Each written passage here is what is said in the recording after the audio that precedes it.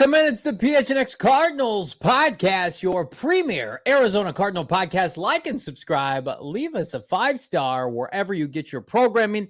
I'm Johnny Venerable. He is Bo Brack in the magnificent Studio A. Become a diehard. Go PHNX.com. Pick up a free hat and or t-shirt every single year. We're diehard for Cardinal fans here. Leave us a like. Subscribe to PHNX Sports on YouTube. I feel like we've got some real tangible news, or what could be tangible news, to kick off the show today, Bo Brack. Yes, we do. Hopefully you won't have to poo-poo this thing too early, right? Okay. I mean, here I am in this palace of a studio. Mama, I made it. Finally here in the big leagues. Johnny, he's at his home in, of course, the East Valley, but I'm here in the premier studios, PHNX Sports, enjoying myself. We got Damon Dog. He's on the ones and twos, making it sound so good. And, yeah, we're going to see if maybe there's a trade fit potentially for a superstar cornerback. It's certainly a position of need for the Cards, Johnny Venerable.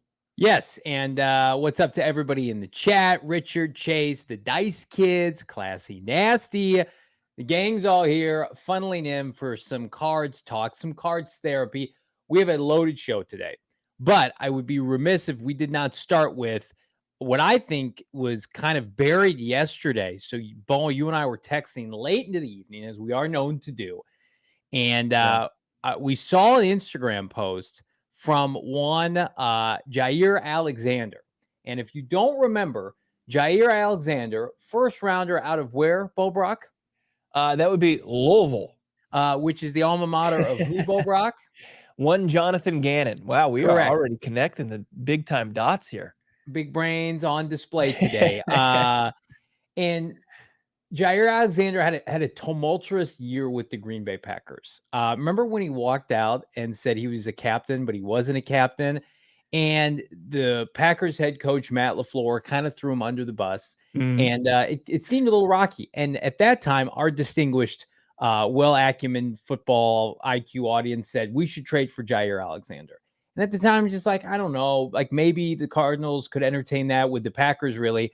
Then came yesterday, as Jaire Alexander took to his Instagram to say a couple things, but specifically thanked Packer fans on 6 great years with the organization. So think about that. He's a first rounder in 2018. He's a phenomenal player. He's in discussion for one of the best up-and-coming corners in football. They subsequently extend him. And now he's going on Instagram, Bo Brack, saying basically like, peacing out. See you guys. I mean, what do you make of that? Just like giving a fond farewell. And everybody's like, wait, you're leaving? It's like, you just got here, right? We just signed the big mega million extension. Like, you're getting premium position money, top corner in the league. His 2020 season, he was the best in the corner in football. Yeah. And then 2021, 2022, rock solid years. This one, as he said, a little bit uneven, right? He wasn't exactly clamps out there. You couldn't just put on Jaire Island, but I mean, this was a guy that I think you look at the numbers and he's a solid corner in the NFL, and those don't absolutely just can't just find them anywhere. So I think Jaire Alexander, it's just his kind of the curious case of Jaire continues and gets a little bit wilder as like that game this season where he got the massive fine because he went out as a non-captain. One of the funniest of the NFL football season. And his reasoning, his logic, still, it's a head scratcher. He's like, well, the game was in Carolina. They play in Charlotte. I'm from Charlotte, so I should be out there, right? I'm from Charlotte, bro. Yeah, I should be out there deciding whether or not we're going to get the coin toss, if we're going to defend or if we're going to receive. And he got that wrong as well. He's out there representing the Packers as a non-captain and making the wrong choice at the same time. That's why the Packers were like, what's going on here? And now he's saying, okay, thank you so much for 6 great seasons. And I'm going to take my stuff and I'm going to go play elsewhere, one of the other 31 franchises. Can I just say Jonathan Gannon would have made Jaire Alexander a captain for that game, but that's neither here or there. Here's the post we alluded to on Instagram. Jaire Alexander, thank you, God. Thank you, Lambo, for 6 years. Thank you to those who showed love throughout my journey. That seems like a pretty heartfelt and to the point, goodbye, I'm out of here. And here's why I believe Jaire Alexander will be made available for a trade by the Green Bay Packers. Number one, Matt LaFleur obviously has issues with him. And Matt LaFleur is playing with all the house money right now after the year the Packers just had. If Matt LaFleur wants to trade Jaire Alexander, he's getting traded. Number two, what happened today with the Green Bay Packers? They just fired the defensive coordinator that molded Jaire Alexander in Joe Barry. So they're going to have a new defensive coordinator. So perfect time then to pivot. Number three, Jordan Love's going to get a massive extension this offseason. And while it won't kick in this offseason, Jaire Alexander is under contract for not one, not two, the next 3 years for a combined roughly $75 million. I think it equates to about $25 million per year. So all that into the equation, I believe that the Packers are going to listen on trade offers. And I think if he's putting that out there, and it's not a dispute over money or years, because we know he's under contract, I wonder if both the parties are just like, we're gonna look for a trade, we're gonna get you out of town. Now the fact comes up, or the question I should say comes up, would the Cardinals be interested in a 26, soon to be 27-year-old cornerback under contract, given his situation, dare I say, the baggage that comes with it, especially when you consider that Ossenford and Gannon are anti-ego? Before I give you my opinion and what I've heard, Bo, give me your two cents, because you said at the top of the show you might throw water on this. Right. I think that his ego is harmless. Like, I think I do too, by the way. I think it's a character. Like, he's got the shades on, he's got the Pit Vipers or whatever, sunglasses brand that he's rocking there. And he's just popping into some, reporter doing a stand up in front of Lambeau and saying hilarious things. Like, he'd be so fun to watch and to root for any franchise for that matter. But, I think that there's a lot to like about Jaire Alexander. I think that his resume is as impressive as it gets for a defensive back, for a cornerback right now, especially at the outside corner position, which the Arizona Cardinals desperately need. Solid player. Elite in 2020, as I said. Good, really good in 2021, 2022, and solid this season, despite it being a bit uneven to his standards. In his prime, 27 years old, right, Johnny? And as you said, locked in. Someone you explore as he becomes available. When you immediately start to peel back that onion, the Packers would be insane to deal him. And here's why. Because the dead money that they would have to take on in order to deal him, that's like quarterback worthy. Like, we see, the Broncos willing to move off Russell Wilson and absorb $37 million. The Packers would move on from a solid player, a guy playing in his prime, and absorb $27 million as it stands right now in the first season to just trade him. I just don't know if that's realistic. I mean, did the Cardinals not just do that something comparable with DeAndre Hopkins last offseason? I mean, they were in the beginning of a rebuild. The Packers were just in the divisional round. They were. Are they rebuilding their defense? But are they championship game? Are they rebuilding their defense though? Like that's. Are they going to say the offense is going to carry us while we go through some growing pains? The Packers have never been shy off moving off of big personalities or established players. They're a draft and develop organization.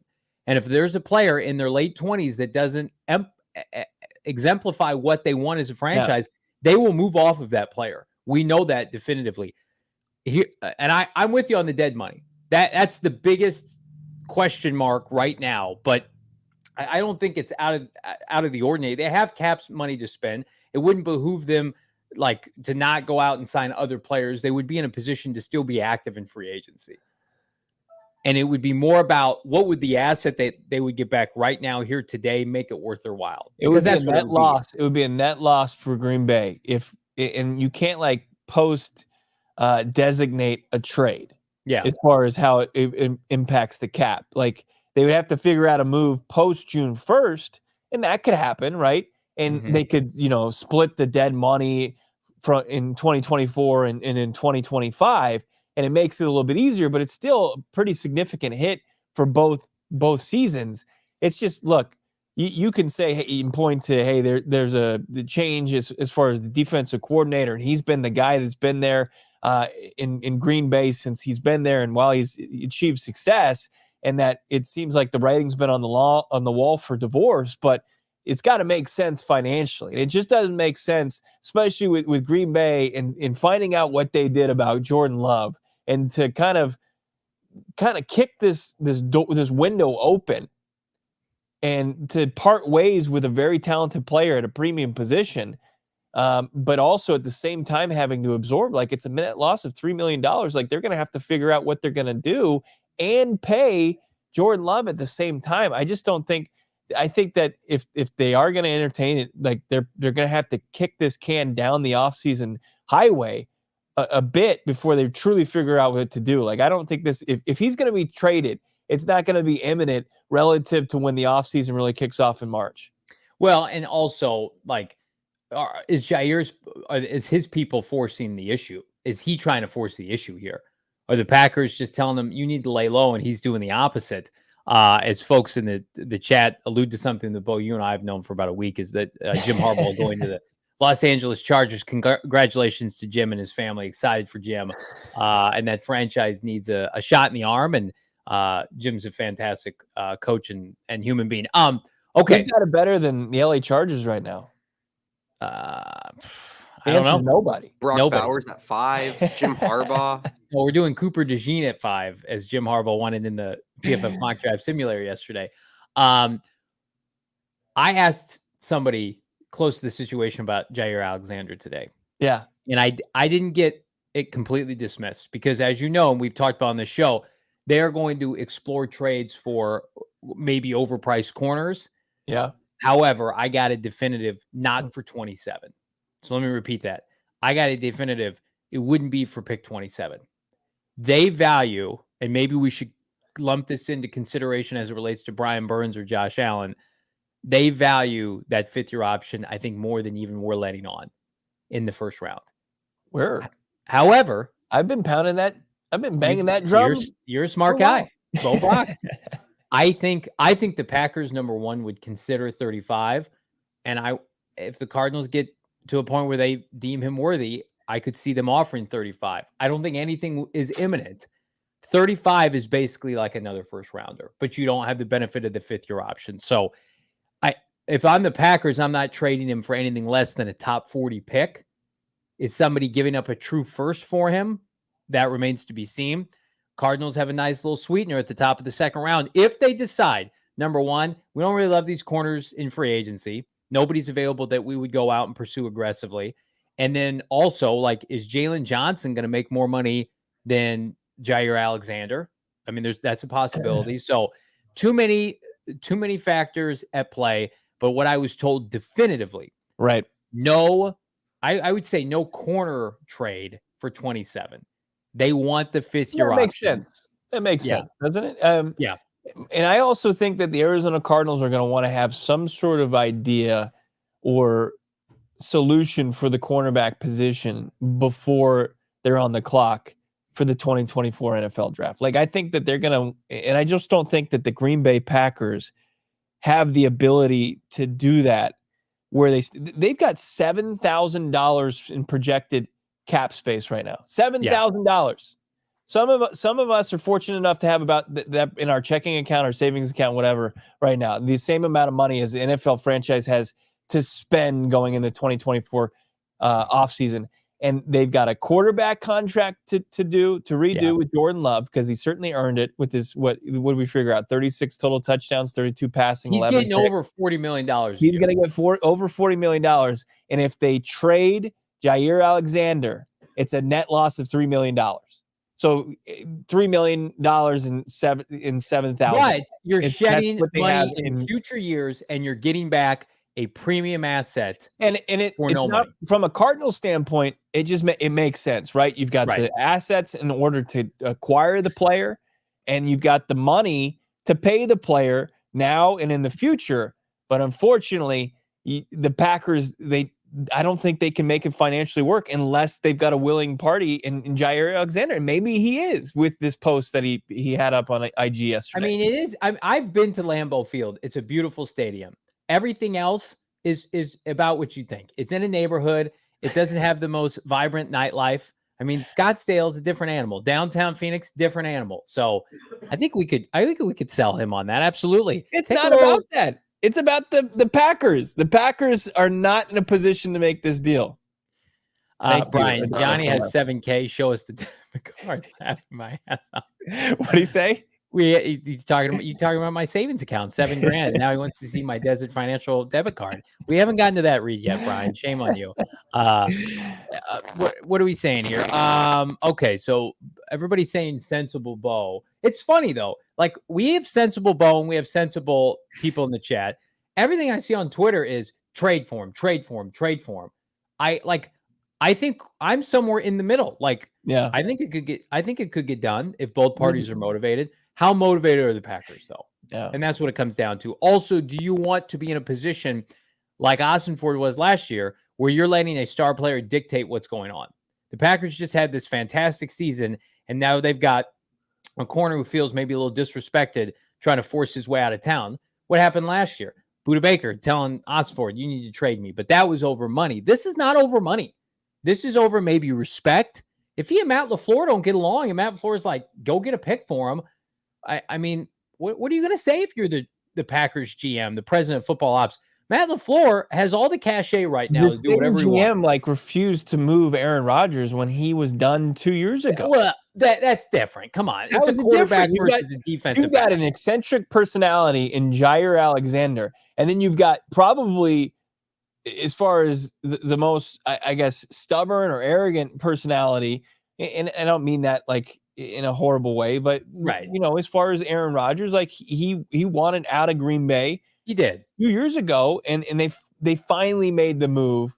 I just don't think that this is going to truly force. If Aaron Rodgers couldn't really truly force their hand until really like just completely decimating that relationship and saying I'm either going to retire, I'm going to be a Jet. You know, I just don't think that Jaire Alexander knows what he's getting into just yet. The Packers will dig in, and they should. He put his name on the dotted line to become one of the highest paid corners in the league. And the dead money there is a very real problem that they just can't say, well, you know what? He doesn't mesh with LaFleur. He's already made the post on Instagram. Let's just make a deal, because it just won't work. And especially with where this team is now, they're in win mode, and they're not just going to start to just become charitable, say, hey, we're going to give up our top corner for a second-day draft pick. Yeah. Listen, I get the rationale. I wish it was that easy. I wish it was just, here's the credit card, go out there and get this. Would you make the trade for pick 35? For if I'm the Cardinals? Yeah. And you have a willing team in the and Packers? he wants, if the Packers would do it and he wants to be an Arizona Cardinal, would you do it for 35? Yes. Yeah, I would too. I get the rationale for 27. 35, it's like he immediately becomes CB1. You don't have to force the issue at corner at any other point in the offseason. You could draft another one. You could sign some later guys, and you'd still have your premium 2 picks. Somebody's saying the Packers won't do that. Okay, well, I mean, you're almost getting a first-round pick for Jaire Alexander, who maybe is feuding with their head coach. I don't want to say like the Packers wouldn't do that. I think to Bo's point, to the chat's point, like if it doesn't get done, it's a money thing. But if it comes out that the Packers are shopping him, I think pick 35 is about as good as you could hope to do if you're the Packers. Like wide receivers like Tyreek Hill, who are complete game changers on a different level, are traded for picks in the 20s. Same with Stephon Diggs, right? I mean, this is a number 1 corner who's solid, but he's not an elite player right now. Pick 35. I guarantee you pick 35 would be the best you could do if you're the Packers. I think that would be if money's not an issue, it is like the perfect situation for both teams, in my opinion, because you and I are both of the mindset, if they want Brian Burns, Carolina is going to demand a 1, and I think they'll get a 1 from somebody. I think if you say I have a fringe first round pick and the Packers are motivated, I think that would get it done, but we'll see. I mean, it's definitely worth keeping an eye on. There's only one position that consistently gets a first rounder in return, and it's quarterback. You know, I mean, sometimes I would put receiver in there. No, I mean, I know that there's examples of wide receivers and like you've seen, I don't know, Has a corner ever been like, what was the Revis deal back in the day? I think these It was days like it's 13th safe to say overall. receivers. Huh? I think it's safe to say these days receivers, like the top 10 guys, go for first rounders. Yeah. Jaire Alexander's he's a top 10 corner.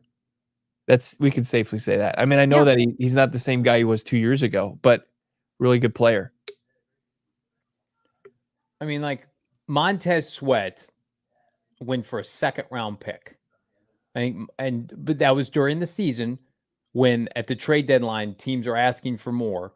I think Montez Sweat's a better player than Jaire Alexander right now, more of an impact, and he went for a second-round pick. I mean, the Packers. If the Packers were motivated, they would take 35. I disagree with people saying that's not enough in the chat. Probably Packer fans. Like, what do you think you're going to get, Packer fans, higher than 35?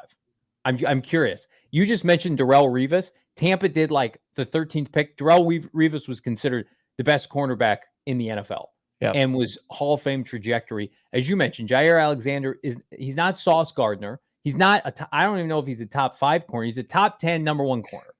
And to me, it's like, here's pick 35. Don, $1.99 super chat. I don't know if he's a Gannon guy, has a lot of ego. I think sometimes we confuse like swag with ego. Like, I had never heard any negativity surrounding him up until that issue with he and LaFleur with the captain thing, Bo. I always heard good guy. Packers wouldn't have extended him had he had an ego. They would have moved him. He's a personality, and sometimes like he's also. I mean, there is a bit of a diva. The post was a bit of a diva move. Like, well, now is he turning into one because he wants out? Yeah. Merv jumping in with a super chat as well. Let's check it out. $9.99. Thank you so much, our guy Merv. I'll pass on Jaire Alexander. I just don't think he's a money guy. Echoing what our last listener put in the chat as well. Jaire is young, great, but guy is expensive and a hothead on the field. Imagine the flags flying during DK and Jaire matches. Kind of would like to sign up for that. I'd love to see that. I love like the matchups, in when you have a good corner going up against the top wide receiver. And Will Hernandez is a hothead, and he didn't necessarily get like overly flagged throughout in his 2 years so far as an Arizona Cardinal. I think if you're well coached and you understand what's going on, I think a guy like Jaire Alexander, and especially playing for a guy like JG, incidents will happen, but not to where it's just going to be a true consistent detriment to the team. Yeah, I think but it's moot. It's a moot point, because I just don't think it's happening. Merv, another super chat. Thank you so much, Merv. $4.99. Reminder, everybody like this video. Let's get to 300 likes here on a football Wednesday. But then again, if he wants to come here, suit up, Jaire, get ready to learn how to be a team player. I just think some guys just want to be loved and empowered. And I think there was a youth movement that happened this year. Remember, the Packers were the youngest team in the NFL this year. And they're the youngest team in the NFL to make the playoffs. And Jaire is 26, going to be 27. He's not an older player by any means, but he's one of the oldest players on the team. Right. And if all year they hear the defense sucks, you guys are terrible, fire the coordinator, and he's feuding with the head coach potentially, he's probably just like, you know what? This team's on a different trajectory. Maybe my services would be better off spent elsewhere. Where like the Packers are playing with so much house money, and give them credit. They should have made the NFC Championship. They have their franchise quarterback now. They're not paying anybody. They have a chance to go rebuild their defense all by itself this offseason. They've hit on offensive skill players. Jaire Alexander probably feels left out. And the Cardinals, the Cardinals need star players. They need a player like Jaire Alexander. They don't have enough stars. And he would immediately come here and be embraced as, you're our CB1. Go out there and ball for a head coach that specializes in defensive backs. Now, I would much rather, and it is real dependent on who becomes available in free agency. I think you and I would much rather take, a Jalen Johnson, a L'Jarius Sneed, instead of giving up assets, trading for him, and then taking on the contract. That just seems like a better situation. But also, to the report, and what you have very well sourced is that the Arizona Cardinals are going to attack free agency right out of the gates in rebuilding their front seven. Mm-hmm. So, I think that's that's a big key. Like you could get Jaire Alexander in here, but if you don't have a front seven getting consistent pressure, it doesn't matter. He goes from a guy that was above average to pedestrian, and then he worth the lick. Well, and that's what kind of happened in Green Bay this year. Is their front seven was pretty average. They had, I mean, Devondre Campbell starts at linebacker for them, and their pass rush is just okay, and he suffered from that. So I'm with you. Again, if this is a conversation that's available to have, they'd be irresponsible not to have it. But nothing is imminent. However, I do think it's a situation that bears watching for this reason, and this reason alone. Damon Dog, let's see the tail of the tape as it relates to Jaire Alexander. We mentioned a lot of this. So he's only 26. Now he just turned 27 in February. Look at his picture. He's a 2-time Pro Bowler. He's a 2-time second-team All-Pro, and he's got 10 career picks. And he's a bona fide number 1 corner, and he went to the alma mater of your head coach. So, again, if people are scoffing at this, like 35, pick 35. I mean, once upon a time, this team traded a second-round pick for Chandler Jones. That aged pretty well. You would hope that if you traded for him, 27, 28, 29, you would get at least 3 years of really high-end cornerback play. Not bad. No, I don't think that's the, those are great numbers, but at the same time, the contract numbers are the ones that are going to be at play the most this offseason. No doubt about it. Sensible Bo. There's no place for Sensible Bo in the chat. Put that on a t-shirt, the merchandise locker. We should make Sensible Bo a promo code with BetMGM, but in the meantime, you'll have to settle for the sweet, sweet sound of PHNX as the bonus code. Bet 5, get 158 instantly with our friends at BetMGM. Chiefs, Ravens, how about a little, we just mentioned them, Niners, Lions action this weekend. You want to parlay some of that? I like the 2 favorites. Bet 5, 158 instantly as a new customer with our friends at BetMGM. All you got to do, place at least $5 on a standard odds priced. And once you do, and you place your bet, you're going to receive 158 in bonus bets, regardless of the outcome of your wager. So you get to use them right away. Doesn't matter if you win or lose. If you win, you get your winnings plus 158. If you lose, you still get the 158. What could be better than checking us out? BetMGM, bonus code PHNX with our friends at the BetMGM Sportsbook. Check out the show notes for full details. Now listen to my guy Damon Dog talk about it in the disclaimer. Only problem, call 1-800-GAMBLER. Available in the U.S. Call 877-8-HOPE-NY or text HOPE-NY 467-369 New York. Call 1-800-327-5050 Massachusetts. 21 plus to wager. Please gamble responsibly. Call 1-800-NEXT-STEP Arizona. 1-800-BETS-OFF Iowa. 1-800-270-7117 for confidential help Michigan. 1-800-981-0023 Puerto Rico in partnership with Kansas Crossing Casino and Hotel. Visit BetMGM.com for terms. This promotional offer is not available in New York, Nevada, Ontario, or Puerto Rico.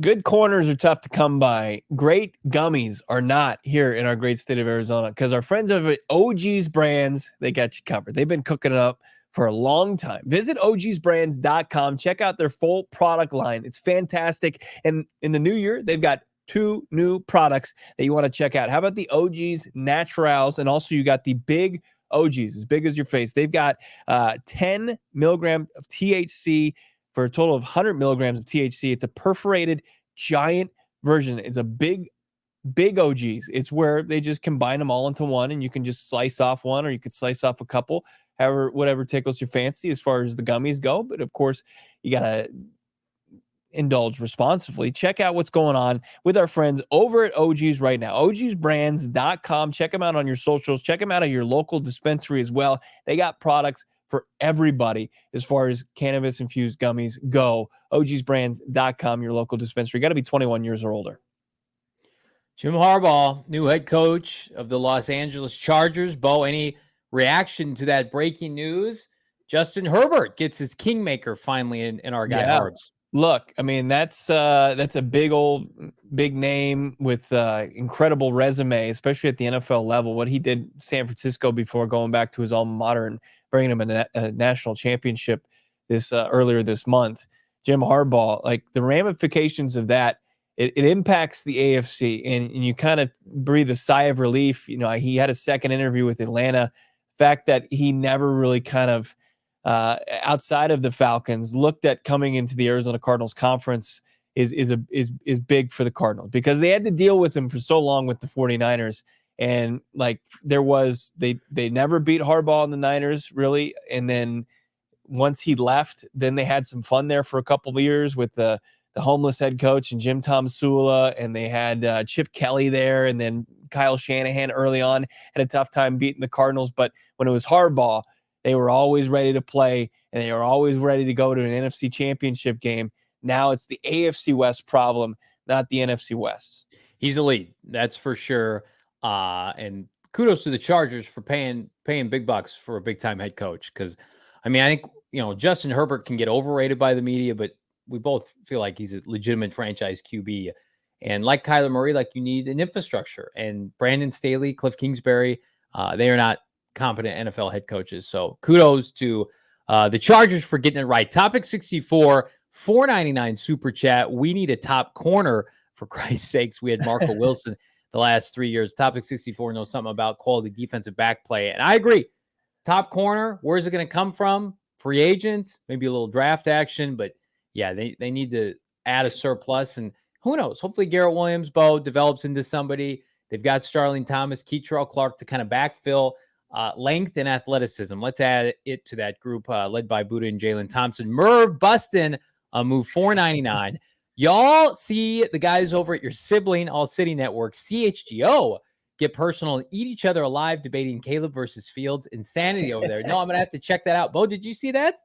I did. I can only assume that it involved our guy Carm, our guy Braggs, and of course Hogue. I'm going to have to check this out. But look, things haven't gone exactly the best for the Bears the last 3 decades since the 85 Super Bowl win, right? I mean, it hasn't been exactly hunky-dory, especially at the quarterback position, and people have takes, and people take things personal, and I wouldn't have it any other way. I love that they care so much that they're taking things personal over there. I know that their buddies off the camera, and they're not going to take it too much to where they're going to be shutting things down, but get fiery. But look, the decision's practically made. Yeah. And Justin Fields did it for you. If it wasn't, the performance before the finale against Green Bay, it was cemented with the performance against the Packers and sending the Packers to the playoffs and really just kind of shutting down the Bears in this Justin Fields hype train that really wasn't justified. They're moving forward. They're going to move forward with Caleb Williams. That's the move. That's how they can dig themselves out of this ditch and put themselves back in the relevancy, contend with the likes of the Lions and maybe the Vikings, depending on what they do this offseason, and make some noise in the NFC North for once. People who, and I'm not saying this to be disingenuous, like there are people in the Chicago market who have personal relationships with Justin Fields that want that relationship to continue past this offseason, that will dig their heels in until after a move is done. Like they have his phone number, they have his contact information, and they want to be able to say and come out, and you can't be objective. They can't be objective and transparent about like Caleb Williams is a better quarterback right now than Justin Fields. They're afraid that they would lose that relationship, and I can understand that. So there are going to be people that argue it. Look, yeah, go ahead. Over. That's true though. I want to talk to them for a second. Like, yeah. Hey, you guys had some great times, right? Did they know? Did they even those 10 wins? Don't cry that it's over. Just smile that it happened. It was a great. What happened? Literally nothing happened. That's exactly right, Johnny. I mean, that's the logical approach. Now we got sensible Johnny. But I mean, look, it's time to move on, and tomorrow's a new day, and you're gonna have a new quarterback, and maybe create and forge a relationship with him. But Justin Fields, like, she's gone, man. She walked out the door. She's basically walking out the door. You got the letter. It was remember the good times, the few of them that you had, those epic runs, and the other epic runs. No passes I can really think of. But I mean, just remember it for what it was. It was a nice relationship, but at the end of the day, it wasn't the relationship. Remember the Clemson game in the college football playoff. That's what you remember. This is my favorite super chat of the week so far. Stoucher92, $10. Finally made it to a live stream. I watch all of your shows every day on my way to work, but since I am from Austria, it's 1 a.m. right now. Best Cardinals show out there. Keep it up. Thank you so much. That means even with the super chat, without it, that is the nicest thing that anybody can say. For somebody to stay up and watch us in the middle of the night, that we're part of your routine. is about the most humbling thing that anybody can say. And, Bo and I are very fortunate. We get to do this podcast together, and we have people that, I took my son to get a haircut last week, and the guy who ran the barbershop was a fan of the podcast. So we appreciate you all more than you know, and hopefully we say it enough. Yeah, that's incredible. Just up all night watching PHNX cards. It's fantastic. Thank you, Stoucher, for chiming in, sharing that with us and everybody else in the chat. We're honored. Ken, I want that shit Damon is on when he's talking fast. It might be PEDs as far as using some editing in audio software, but it's good stuff. Regardless, no, Damon's I on the do good that stuff. live every single time You that do. it gets played on a PHNX show. Sorry to pull back the curtain too far. All right, so we're not paying money on Jaire Alexander, according to Sensible Bo and just about everybody in the chat. That's fine. So where are the Cardinals going to spend their money? Well, if PFF is reading the tea leaves, some certain defensive linemen, they're going to be available, and then some big names, maybe not so much. This is from Pro Football Focus as it relates to, listen, they've got an entire group of free agents, up to 50, with contract projections and rankings. What we did for the sake of this program is, what about the defensive line, D tackles and pass rushers? Well, for our audience here on the live stream, the rank on the left-hand side is out of 50, the free agent name, followed by the amount per year. If it's a 1-year deal, they are projecting a franchise tag. Josh Allen, franchise tag. Brian Burns, franchise tag. Christian Wilkins, franchise tag. Now, that's not done. Those are projections, Bo. But looking at this list right now, what stands out to you from our friends at PFF? I like number 6 here, Justin Matabuke, at 4 years, $23 million per. If he becomes available, that's a big-time boost to the defensive line. He plays a position of need for the Cardinals, and it immediately kind of transforms the complexion of what they can do up front.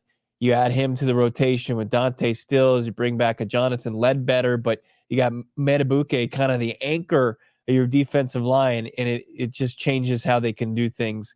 It starts to look like what JG was working with in his final year in Philadelphia up front.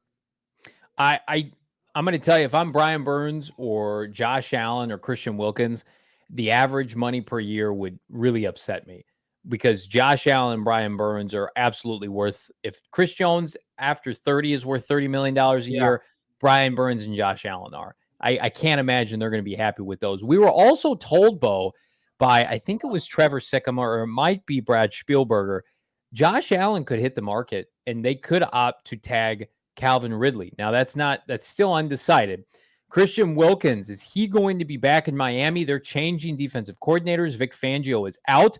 Wilkins had one of his best years of his career. Do they just opt to let him leave?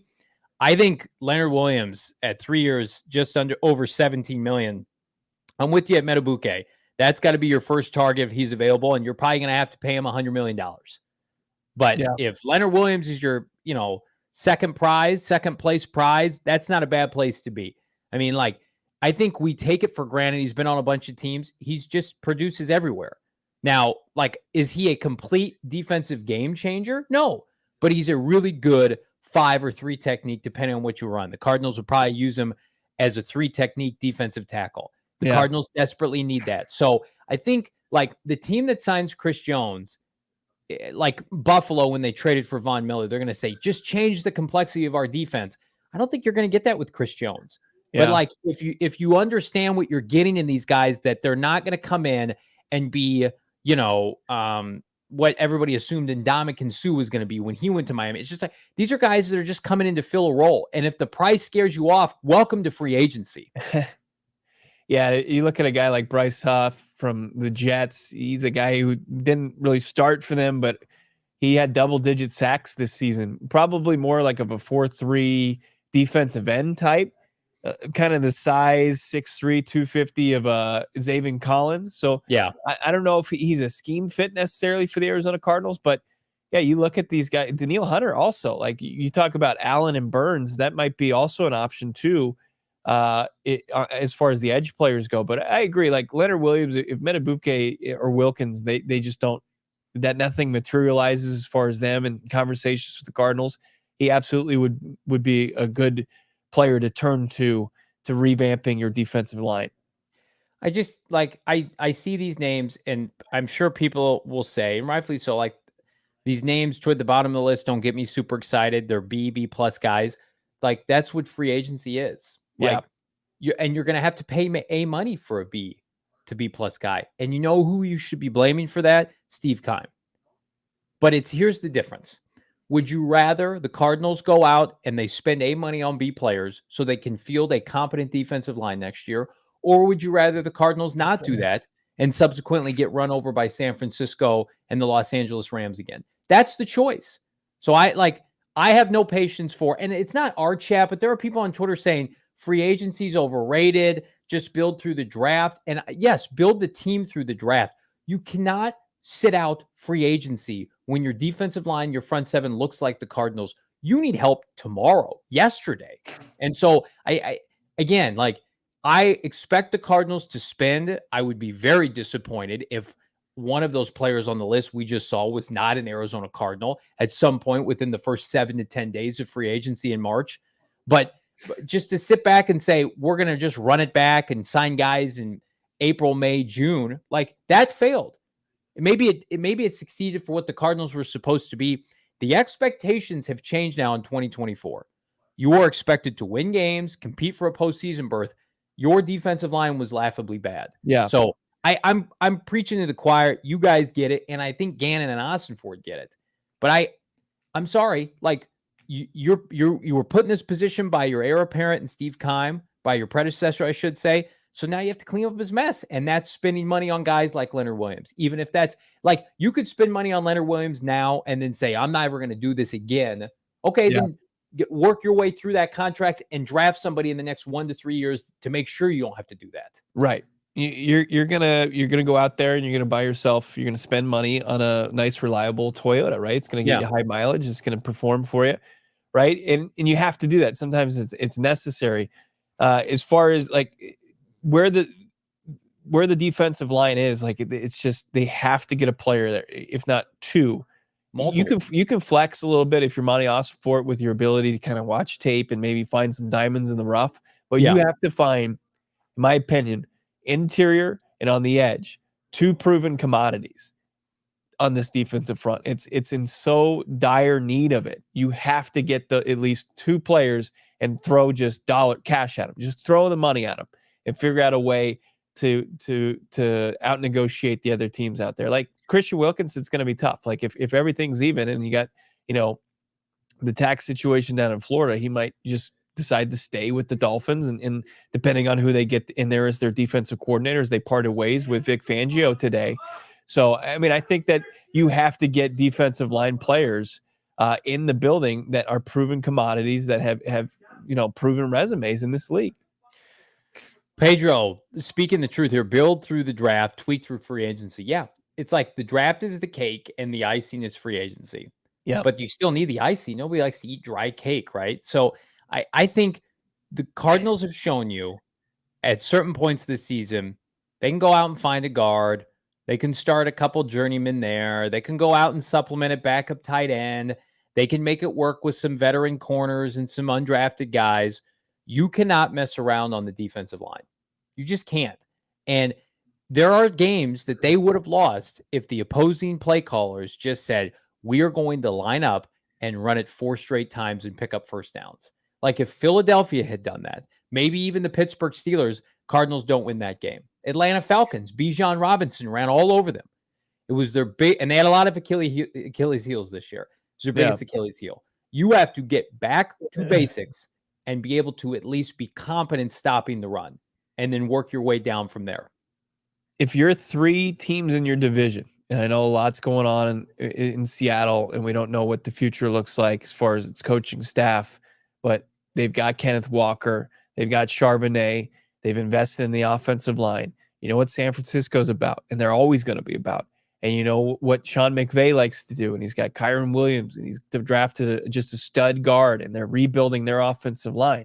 Like, if those 3 teams wanted to, they could game plan to beat the Arizona Cardinals every time with just forcing the ball down their throat and to exposing that defensive line. And the way that they changed that is this offseason by upgrading the personnel, and they've got to do it in several different ways. And that's, free agency is the first opportunity. You look at and review the trade market, and then of course the draft. And you've got to invest heavily, and you have it reliably sourced that they're going to do so. And they have to. It's a necessity. Corey, this dude, $1.99. If we buy a toilet, then Marvin Harrison Jr. is the bidet. That's an interesting analogy. I think Marvin Harrison Jr. is I don't know, what's the nicest thing in your bathroom at your house? Do you have like a freestanding tub? Like a freestanding bathtub? The one with the really big feet, I think that's Marvin Harrison Jr. Okay. Like you got a bathtub with some jets on it or something? Yeah. One of those, like a spa? Yeah. He's a home spa. But like if you need a home spa consistently, like you want to have, luxury, but also it's efficient. Richard, $1.99. Would you trade Zaven Collins for Brian Burns? Yes, I would. The Carolina Panthers would not do that. But like, could he be a throw-in? I don't think anybody wants to take on Zaven's money for the lack of production. Because as much as I like Zaven and he's still on his rookie deal, he was the 15th or 16th overall pick. Like he's the 16th overall pick. He's making decent money now in the last year of his deal. So I think if they want Brian Burns, it's going to be in the form of draft capital. They have nothing to offer. Carolina is all in on offense to save and salvage Bryce Young's career. So if that's the case, it's like tackle, guard, receiver, tight end. Like, who the Carolina Panthers would ask for in exchange? They would want like Trey McBride. And we're not doing that.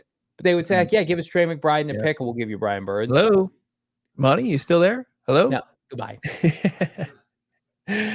Yeah, that's an easy no. Zaven is an easy yes. I think if you're able to kind of, if an opposing team, if one of the other 31 teams views him as a trade chip, then fine. That's good. Then you did your job this past season in really showing that, hey, with the right coaching, this is somebody that can hang at this position in the NFL. Otherwise, they just hang on to him. They most likely decline the 5th-year option, and that's something that, first time we'll get to chat with Monty Osford, probably going to be like the NFL Combine. We'll ask him, Zaven Collins, you make a decision on his 5th-year option. So it seems like it's a slam dunk that they're not. He's not going to be a guy that you're going to pay $12 million next season. And you're just going to Hassan Reddick it. And I know that it worked out for Reddick. Now Zaven Collins has to do the very same for himself and be ultra productive in his final year of his rookie deal. Blaine saying Zaven was the highest graded defender on the team via PFF. And I think that's true. I'm not saying Blaine is inaccurate, but he's a pass rusher and he hadn't minimal. It was in the low 70s. It was between 71.5 and 70. He's worth a roster spot. He's absolutely a rotational defensive lineman, but he was picked to be an impact player. He's not an impact player. And then he's also changing positions. So what do you do with a guy like that? I think he's going to be on the team. And could he stick around past his rookie deal? Sure. They could come up with a deal maybe similar to what Gardeck got paid once upon a time. Just come back, be a rotational player. We love you in the locker room. Supplement the starters on rundowns. But they need guys who can project to be 8 to 12 sack guys a year to start at defensive end. They have maybe one guy in BJ Ojulari who can do that, and they're going to go find more. Yeah, there's a lot to like. The fact that he just played a brand new position, and to Blaine's point, he was the top guy as far as defensive grades on PFF. That's good, right? And that's because of the things that he did as far as because he's an outside linebacker from a coverage standpoint, from a run stopping standpoint. But as far as what you pay premium dollars for, and what you really you I guess kind of zero in on it, and you say this is something we want to invest in, is getting after the quarterback. That's why it's such an important position. You got to show the ability to get opposing quarterbacks on the turf. And he really didn't do that this season, especially the entire group didn't show it the final 6-7 games of the season. They just had one sack, and it was Justin Fields kind of running out of bounds. It was one sack. There just wasn't enough pressure from that entire group. And I can't sit here and say, well, let's just see how it does next season. I think that a facelift is coming, and this is an organization that They might like how he was willing, he took on the coaching and willing to do whatever was asked. But at the same time, you need to marry that with somebody that's able to be productive as you need from that position. Yeah, they got to invest big time up front. You guys might need to invest with our friends at Desert Financial Credit Union. We talked about them earlier in the show. It's the official credit union of the Venerable household. How about the Arizona Cardinals? For more than 84 years, Desert Financial has been Arizona's largest, most trusted local credit union, dedicating to creating exceptional experiences by giving back to the community and providing financial solutions that make lives better. The team are financial experts who are committed to their members and the community here in the Valley and beyond, offering financial solutions tailored to helping real people like you and I achieve their financial goals and dreams. They are loaded checking accounts, savings, mortgages, loans, credit card investment options, and more. Check them out, desertfinancial.com. Sign up. It takes a mere matter of minutes. And guess what? You get your debit card in the mail shortly after the fact. That debit card, well, it's the Red Sea Arizona Cardinal Visa debit card. Again, check them out, desertfinancial.com/Cardinals. You will not be sorry that you did. You certainly won't. And also, you won't be sorry the next time that you fire up the Game Time app. You're trying to get to see the streaking Suns, maybe the Coyotes. Check out ASU U of A basketball game. There's a stand-up that you want to see this coming to town, maybe a music act that you're into. Hit the Game Time app. And you don't have to hit it up right now. Get closer to the date of the event that you want to go to. Procrastinate like the best of us, like Johnny and I, Damon does all the time. We procrastinate with with Game Time. And you download the app right now and you enter the code PHNX and get $20 off your first purchase, or you can put in the code Vegas100. What's that about? You get $100 off tickets to the big game. That's right. Game Time.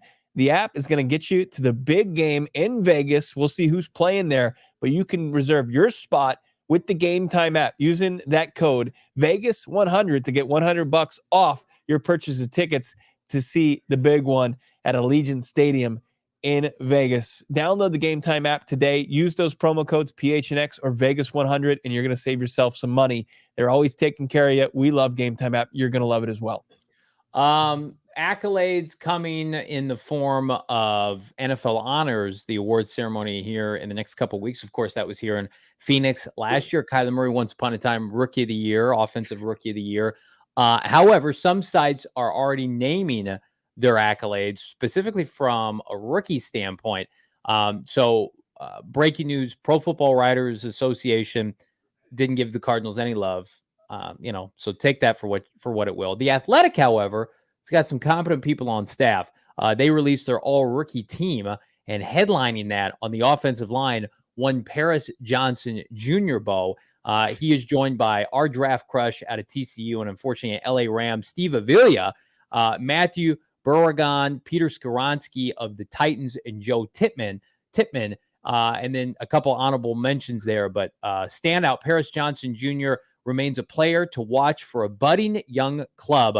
The former Ohio State standout played his best ball for the Cardinals down the stretch. So Paris Johnson Jr., first team all rookie at right or left tackle, whatever you want to call it, for the Athletic. It's nice to see what we see each and every week. Paris Johnson Jr. being a great player and then given the accolades as such here in the offseason. Yeah, it's been a quiet award season, obviously, from like Pro Bowls. You get Buddha in there this season, and you look at the stats, and you're like, okay, well, he's earned it, obviously, by reputation. Yep. And then you see the All-Pro teams, and it's void of Arizona Cardinals, and you start to see kind of like the finalists for all these other awards and accolades. But to finally see some love and some flowers for Paris Johnson Jr. in his rookie campaign, where he didn't miss a snap and he had some really rock solid performances, and week in and week out, he was going against some of the top edges and pass rushers in the league and holding his own.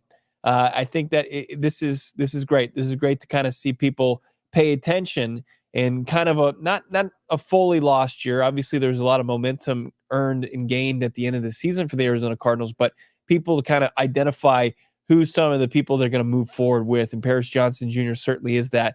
If only, I'm not going to crush Monty, but Steve Avila, I mean, come on. Why isn't he a Cardinal? I mean, think about what the offensive line would look like if they'd pulled the trigger on that. I mean, Well, I still have hope for BJ Ojulari, but yeah, you and I were sitting there on day 2 of the draft in studio, and we were like day 2 of the draft had those premium guards, if you remember, and Avila was the headliner, and you and I were very much of the mindset like, can you imagine if he fell to the Cardinals? And he was available, pick 34, and the Cardinals traded down. But yeah, he's a stud. We knew he would be. That TCU team loved to run the football, and he was their primary blocker. So congratulations to Paris. It didn't stop there, though, for the accolades. So while Paris was part of the starting unit, how about this? The Cardinals had 2 other rookies mentioned, and it might not be the rookies that you think. So the defensive line group were headlined by Jalen Carter, who is many people's pick for Defensive Rookie of the Year, followed by Kobe Turner. The first runner-up in that group, Dante Stills, 6th rounder for the Arizona Cardinals. And then on the running back side of things, it was a pretty loaded running back group. Jahmyr Gibbs, Devon Achane, Bijan Robinson, Charbonnet, as you mentioned. How about this? Emari DeMercado is on this list as well. Just talking about jack of all trades, being able to contribute on special teams, on passing down. So you've got 1 undrafted player. You've got 1 player going in the 6th round. And then, of course, your first pick, 6th overall in Paris Johnson Jr. And that doesn't even include Michael Wilson, starter next year, Garrett Williams, BJ Ojulari, starters next year. You know, Keitrell Clark played a lot, Starling Thomas. They got Elijah Higgins, who was a 6th rounder. He was a start at the end of the year. I mean, I like what the Athletics said, a budding team. It is a budding team because all these guys, their best football is in front of them. Yeah, you got guys kind of all over the board, and on the offensive line, as you mentioned, the defensive line, and people, pound the table, build the trenches. Well, you got 2 building blocks right there. Yep. At a 1 draft, and at different ends of the draft spectrum, from first round to your first pick to your last pick. And it's a fantastic job by Monty Ossenfort. And in between that, as you mentioned, Ojulari, you've got optimism for him, and then Michael Wilson, Garrett Williams. And we'll see what you get from John Gaines. Like that's a solid haul. And just his first year without his scouting department and Monty Ossenfort, and the ability, if he can repeat that again, Arizona Cardinals or their trajectory, the direction that they're going to trend is only going to be up. The running back group is especially interesting. James Conner, we assume, is going to be back at his current price tag. Michael Carter's under contract. DeMercado's likely not to go anywhere. And then if you add a back in the 3rd or 4th round, suddenly that group's probably one of the strongest on the team. So a lot of positive optimism for this rookie class, and it's great to see them get their flowers because we have been preaching to the high heavens how special of a group it was, and it's great for other people to take notice. You guys should take notice of the many talented peers we have at GoPHNX.com cranking out articles on the regular. I'm talking about Jesse Friedman. I'm talking about Craig Morgan. I'm talking about Gerald Bourguet and company. Unlock everything at GoPHNX.com by becoming a diehard. Pick up a free hat and or shirt every single year you're a diehard. And on top of that, we are doing post-Thursday show diehard Q&As. Myself, Brack, Damon Dog. You guys pop in, pop yourself a cold one there, and let's talk Cardinal football. Let's ask whatever questions you want. Coming off mute, we had a good time kicking the tires on it last week, getting it up and running. It's the exclusive PHNX Cardinals diehard Q&A following Thursday's show, mañana. But you got to be a diehard. Sign up today. It is worth it. Trust me, Bo. GoPHNX.com. Yeah, no offense to my co-host Johnny Venerable or our producer Damon Dog.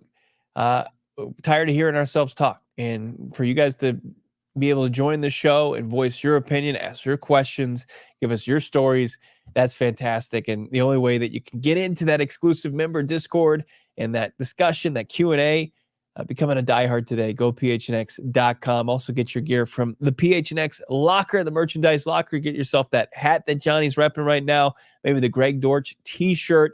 So many great things in the PHNX merchandise locker. It's fantastic. A lot of great things coming your way. And we just drop a new shirt for U of A, the Loyal t-shirt as well. Man. You don't want to miss out on that. So many things in the merchandise locker. Go to check it out right now. What's our big event coming up as a company that Damon Dog you can shed light on? Because we got so much good stuff coming down the pipeline. Spring basically is in the air here in the Valley. It was 75 degrees today. Damon Dog, what's on the calendar for diehards to look forward to? Well, we have a Suns watch party tonight at Putting World. Ooh. There's gonna be a pregame, postgame show. People that bought tickets, unlimited beer and wine. Whoa, Oh, man. Yeah, good deal. So we're gonna have a good time over there tonight.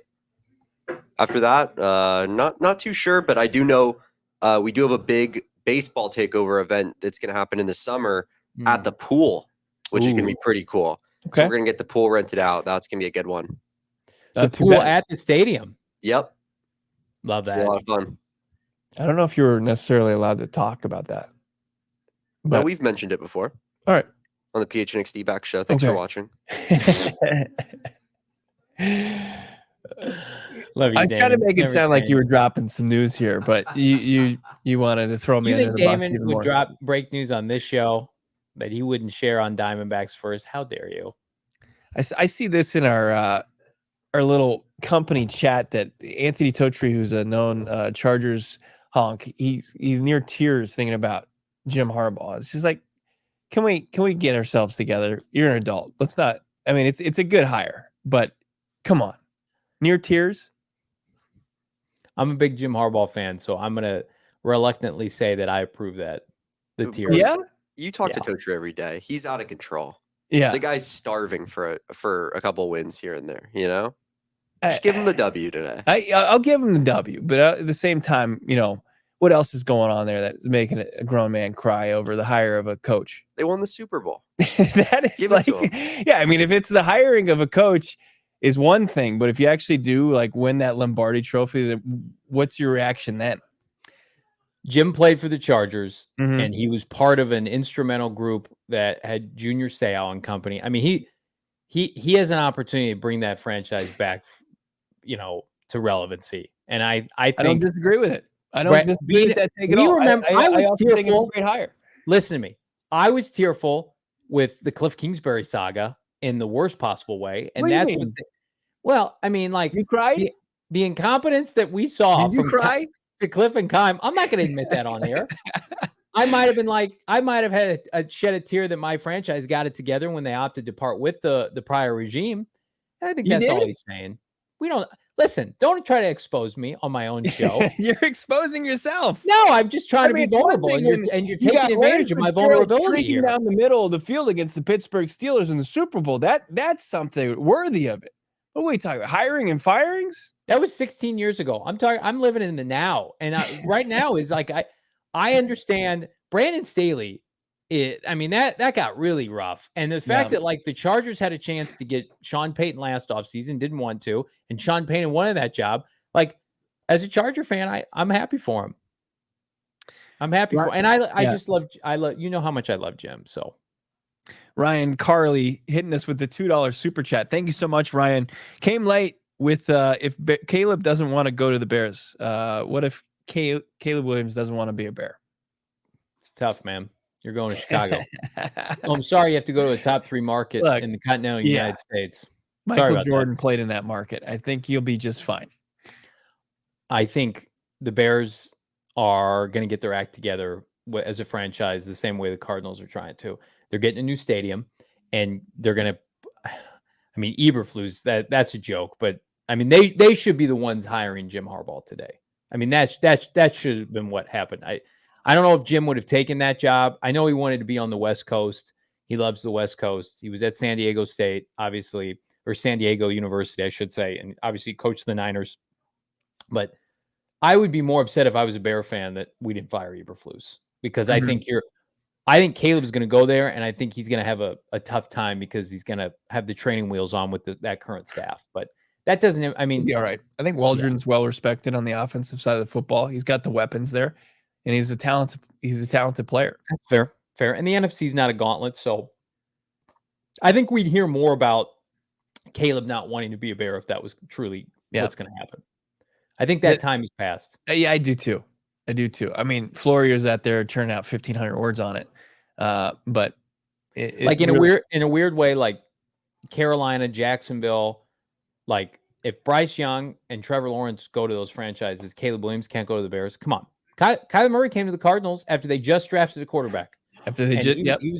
So it's like if you're picking first, and I know the Bears, it's via a trade, typically you're pretty bad. So that's why you get the quarterback, to try to change your fortune. That's the beauty of the NFL. I love Major League Baseball and I love the NBA. I hate the lottery system. I think that's just such a deterrent as a fan, trying to, like, you just gutted through this kind of season if you're a Cardinal fan, and then like a lottery happens and they're picking 12th overall. Like, come on, get out of here with that trash. The NFL does it right. And Caleb Williams, as much as I think he's going to be a superstar, is going to be a cog in the machine. He can be a big cog, but let's talk about like, I run everything. I also think, Bo, he was humbled this year by how mediocre USC was. Yeah. I don't think he's got no leg to stand on. I saw on Twitter today more love from one Marvin Harrison Jr. A couple of different people picked it up. I saw it from Red Sea Vic. He screen capped Marvin liking the absolute crazy Larry Fitzgerald playoff run in 2008, where he's, just going nuts, putting up huge numbers, including that one go-ahead touchdown at the time. But Marvin Harrison Jr. just hitting a little like. And you should hit a like button on this video right now. Like this video like Marvin Harrison Jr. likes Cardinals content on Twitter. Like this video. Does us great service. We appreciate everybody in the chat. We got another super chat here before we get out of here, Johnny. Yeah, Peyton Wilson out of NC State would fit here, according to Ben, the Cardinals fan. I think he's a linebacker. Yeah. Yeah. Listen, they need some. If he's a day 3 pick, Ben, I'm all for it. I can't say I watched a lot of his tape.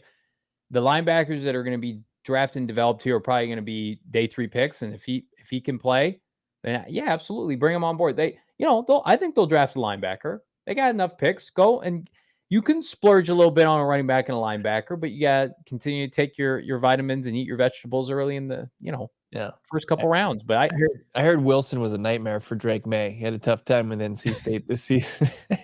Steve Keim's a big advocate for Peyton Wilson. Oh man, from his alma mater. An NC State player, he'd be off-ball linebacker. Peyton Wilson be a first-round pick under Steve Keim. I think he's big too. I think he's like 6'3" or 6'4". Yeah. I mean, it's like, I remember that famous saying of Simmons and David Collins are going to be like 2 trees in the middle of the defense, and they're just going to cover everything. That literally could not have been less factual. So, but I welcome Peyton Wilson if he wants to be there. Fishbowl Flash, maybe Johnny can have a run into Marvin Harrison Jr. like he did Anthony Richardson last year. He's alluding to my bathroom incident with Anthony Richardson last year. And it really wasn't an incident. It wasn't an incident. It really wasn't an incident. You guys went to the restroom at the same time. And I tried to talk to him, and he was busy, so that's fine. I don't think Marvin's going to be subjected to the public restroom that the rest of us have to slum into. No. That was a quarterback prospect. I think he was Anthony Richardson. He was ingratiating himself overall last year. He was ingratiating himself, and he was making sure everybody knew that he was just down to earth. You think that was a part of his pre-draft move where he said, it worked, I'm going to be a man of the people. I'm going to use the public restroom just like anybody else. It worked, didn't it? Got him drafted on top of the NFL talent evaluators. Like, did you see Richardson? He was in the bathroom with us writers. He's okay by me. Yeah, he walked in with some schlub podcaster. I think followed him. Schlubby boy. No, listen. Marvin Harrison Jr. can use gold-plated toilets and never speak to me and make eye contact with me, and I will still bow at his feet if he becomes an Arizona Cardinal. You shed tears? Yeah, I would. I will get emotional if they draft him for sure. Well, I hope that comes to fruition. I hope that dream of yours. I hope that we're at our draft party and you're bawling like a baby, and I'm the one keeping it together, driving this ship while you. We only have like 12 more hours of coverage to do. That's the best part. We draft Marvin 4th overall, and it's like, all right, Johnny, keep it together for the rest of this 4-hour show, and then the next 2 days we're live for a combined 10 hours. Just breaking down periodically, just in tears. That would be great. That would be great. And then on the flip side, if they don't get him, like, how will I go on? That it'll be like Weekend at Bernie's. You're gonna have to prop me up. I'm just gonna be like this. Times would be tough. Yeah. Boston Ford saying, I better cry if we get MHJ. Look, I'll be excited. I think that's going to be an electric time, but I mean, I'm not going to cry. I'll How hold did hand the and cry show with get you, here? Johnny. How did we get to this point in the show? We're both like combative with the chat. Listen, I'm not going to cry if we draft Marvin Harrison Jr. Not even if there's a Yeah, fire. I'm just gonna push it down. All those tears of joy. You better cry. You guys better like this video. Can you like this video and get it to 300 likes? And then also drop a comment. Johnny in the might cry. comments He below. might tear up. No, come on. Why are you doing that to He me? might get emotional. Cut that out. I'm emotional for all of you in the best possible way. We're back on Thursday, and we want to see your mock drafts tomorrow. Send us your mock drafts. Bo and I will collect them, and then we will put them on display in the show tomorrow, and we will go back to grading mocks from the audience until we think of a better name for that segment. Marcus saying he'll cry with me. Thank you, Marcus. Let's cry together. It's okay for grown adult men to cry. In fact, it's healthy. But tomorrow, let's cry of laughter from the crazy mock drafts that you guys send in, Bo. Absolutely. Can't wait for it. Have a great rest of your Wednesday. You got Suns watch party tonight at Putting World. You got a Yotes game already in action. PHNX Coyotes, PHNX Suns. They got your post games headed your way. Enjoy those the rest of your Wednesday. We will talk to you on a Thursday edition of PHNX Cardinals. Talk to you then. We all silly like the mayor.